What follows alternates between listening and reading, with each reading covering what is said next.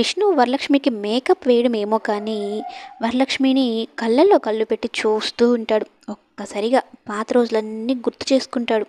వాళ్ళిద్దరు కలిసినవి, ప్రేమించుకున్నవి, పెళ్ళి జరిగేది, ఇదంతా ఎన్ని కష్టాలు పడ్డారు ఆ పెళ్ళి కోసం అంటూ, ఎంత ఇదిగా కలిసి ఉండే వాళ్ళం, ఎంత దూరం అయిపోయాము అనేది అనుకుంటూ చాలా బాధగాను అలాగే సంతోషంగా మర్చిపోయి విష్ణు కళ్ళలో కళ్ళు పెట్టి వరలక్ష్మిని చూస్తూ ఉంటే అంతలో వస్తాడండి డైరెక్టరు.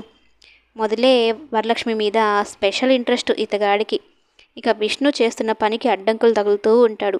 నెక్ దగ్గర మేకప్ సరిగా మ్యాచ్ అవ్వలేదండి, చిన్ని దగ్గర మేకప్ సరిగా వేయలేదండి, లిప్స్ దగ్గర లిప్స్టిక్ ఎక్కువైంది అంటూ మాట్లాడుతూ ఉంటాడనమాట. విష్ణుకి ఒళ్ళు మండిపోద్ది ఆ డైరెక్టర్ మాటలకి.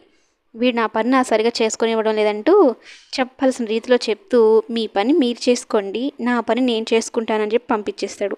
ఇక వరలక్ష్మి చక్కగా రెడీ చేసి తనకు తెలియకుండానే విష్ణు వరలక్ష్మి భుజం మీద చేతులు వేసి అద్దంలో చూస్తూ ఉంటాడు. ఇంతలో అజయ్ వస్తాడు. రే, ఇది హాలిడే స్పాట్ కదరా, షూటింగ్కి వచ్చావురా, ఏదో టైంపాస్ చేయాలన్నట్టు, హాలిడేని ఎంజాయ్ చేస్తున్నట్టు ఏంట్రా మీరు అని అయితే అంటూ ఉంటే, ఇక వరలక్ష్మి బాగా రెడీ అయ్యి బయటకు వస్తూ ఉంటుంది. వరలక్ష్మిని చూస్తూ టీలో చేతులు పెట్టేస్తాడు ఈ విష్ణు.